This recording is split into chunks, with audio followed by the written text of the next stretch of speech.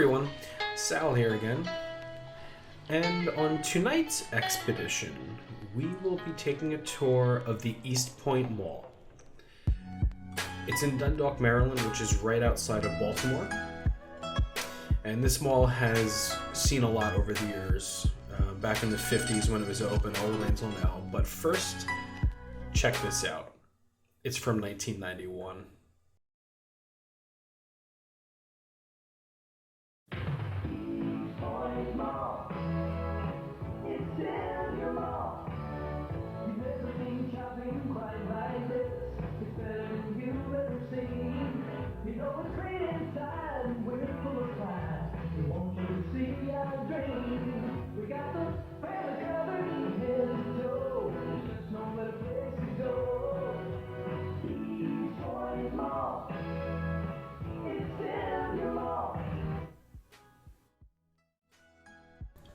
How awesome is that advertisement? The Eastpoint Mall, it's still your mall. I'll get into that slogan a little bit later. But right now I just want to apologize for a couple things right off the bat. First is because I'm using the GoPro again. Sorry about that. I think this is the last mall that I'm using it in. I know that the aberration, the fisheye thing is a big pain in the butt. I edited that out so it kind of looked better. The second thing I'd like to apologize for is the time that I went to this mall and filmed. It's about an hour before closing, and it doesn't give a truly accurate representation of the how dead the mall is, because a lot of these places closed about an hour or an hour and a half early. So I definitely don't consider this place a dead mall right now, but more to come on that later. Let me just go into a little bit of history on this place. So it was opened back in 1956 and originally managed by the Jones Lang LaSalle management team. The first two tenants, the first two anchor tenants were a Hutzler's and a Hochschild Combs. Both of these were Baltimore-based department stores. And this mall was actually an open-air mall when it first opened. As you saw in the commercial in the beginning, you saw that big banner that said Eastpoint Mall. It was separating those two anchors. Then in the 70s, it was enclosed to make it a proper enclosed mall. 1974, JCPenney's opened. Then in 1981, a place called Record Bar, which is like they sold music, and they opened up as an anchor. And there was an article written by Jacqueline R. Jackson for the then called The Sun, or the Baltimore Sun now.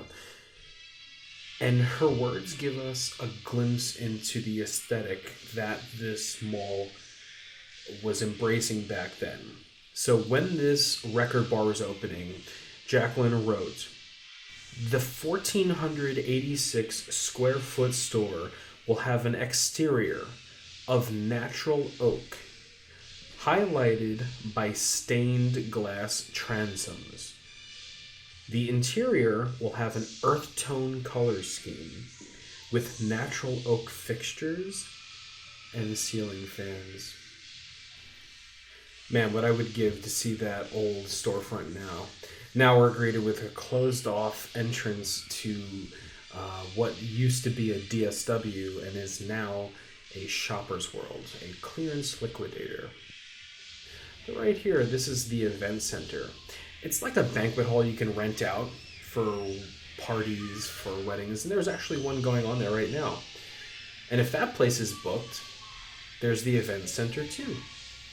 So there's two of them. And a lot of these stores here, they weren't closed for the day. They were shut down. They were boarded up. Save for the event centers and the Auntie Anne's and a couple of these little kiosks. I would say this corridor is dead. It's gone. So during the 1991 renovation, the old Hutzler's anchor space was converted into the food court. And this is actually when the Sears came into being. But bear with me here. World War II.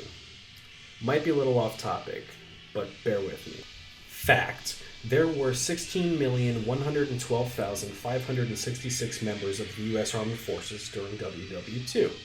There were 291,557 battle deaths, 113,842 other deaths, and 670,846 non-mortal woundings.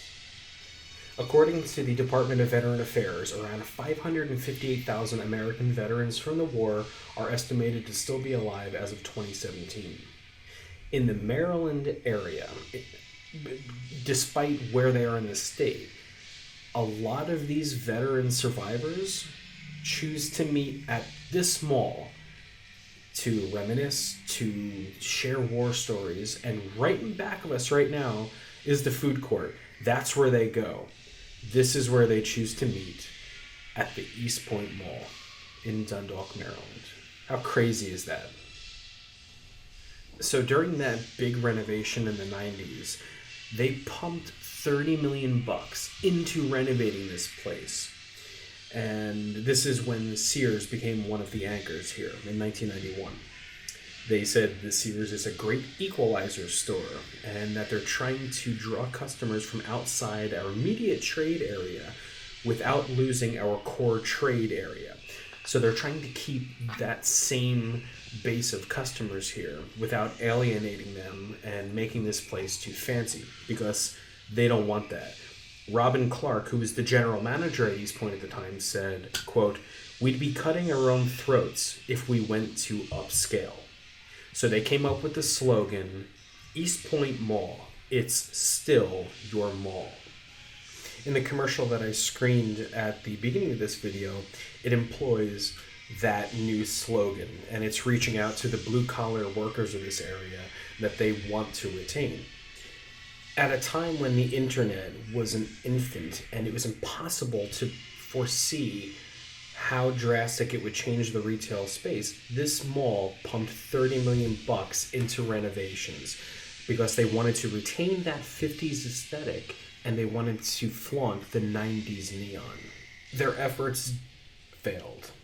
And in 2006, the New York-based Thor Equities LLC, they bought this 850,000 square foot property for $112 million. 6 years later, this place went up for auction. And a Florida-based LLC, the LNR Property LLC, they bought it for $30.3 million. Effectively, in 6 years, the value of this place dropped by $81.7 million. So that's a huge, huge loss in profits. But then in 2014, in February, there was a Baltimore-based, so a local-based real estate company, the MCB Real Estate LLC. They acquired this property, 68 acres, for $33.4 million. They felt that the mall had great potential, but they also thought that for the mall to survive, they would need to get rid of a lot of the low-quality tenants, and they wanted to give people a special reason to visit. To me, it doesn't seem that they have done that. And while I would not classify this place as a dead mall today, it was just announced by the Sears Holdings Corporation that they're closing 18 Sears stores across the U.S. And at the Eastpoint Mall, this is one of them. And the Sears in this place will be closed by January of 2018. They just want to keep it open through the holiday season just to, I guess, liquidate what they can. But the Eastpoint Mall is losing one of its biggest anchors, and that doesn't leave it with much. There's a JCPenney's, a Burlington Coat Factory, and a Shoppers World. So for 27 years, Sears was an anchor at this place, and now it's closing. And that doesn't bode well. Now, of course, anchors have closed. Anchors have closed at malls, and they've survived. They've gone to thrive after that. We're seeing a pandemic of malls that are losing anchors, that are losing traffic, that are losing money, and it's sad. And if you look here, the Brass Hen, this nice old couple, they're just working, trying to make their place survive, trying to bring business in, and it's so difficult to do it in this day and age. And I don't hope for this mall's demise. Again, this isn't the point of this. I'm not shooting and aiming for a mall to close. We're just documenting what once was for future generations. So, we'll see what happens here. We'll see what happens at the Eastpoint Mall.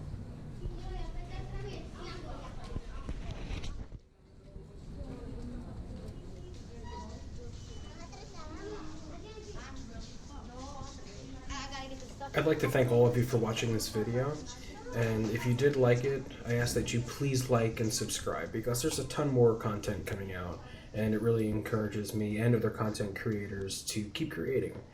If there was something you didn't like about this video, let me know, because I'm always looking to improve myself and my channel, and if there's something I can work on to make you guys like it better, let me know. Take care, everybody.